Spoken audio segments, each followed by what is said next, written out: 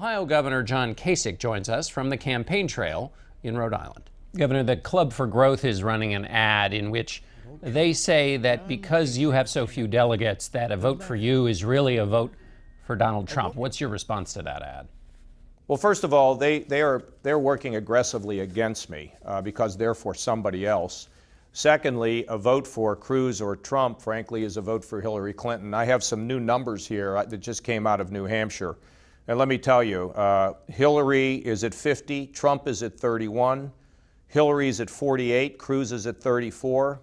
And in the third matchup, Hillary's at 36 and John Kasich's at 50. And what's really amazing is they surveyed the voters in New Hampshire who actually voted in the Republican primary, which Trump won, where I finished second. And today, according to this poll, I lead Donald Trump 26-22. Look, I'm the only one who can defeat Hillary Clinton consistently in 15 national polls, and even the Electoral College shows the same thing. So, look, at the end of it all, I think when we're at the convention, the delegates are going to want to know who can beat Hillary, because if we don't beat Hillary, we lose the Supreme Court, the United States Senate, state and local races. That's where we're heading. And these guys don't have enough time to turn around super high negatives. You're making the electability argument. In 1964, Pennsylvania governor made the same argument against Barry Goldwater. Governor Scranton said, I'm more electable. And the delegates just didn't listen. Why are they going to listen now? Because if they look at history, Goldwater got smoked. We lost everything.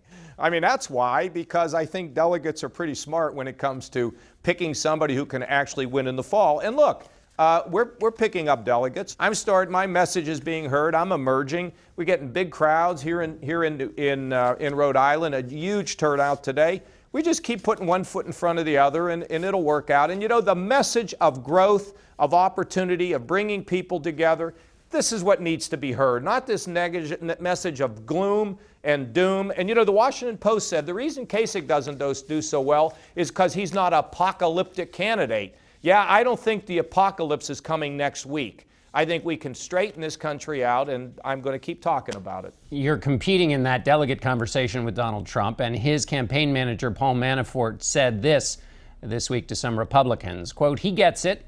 The party he's been playing is evolving. The negatives are going to come down. The image is going to change. What's your reaction to that?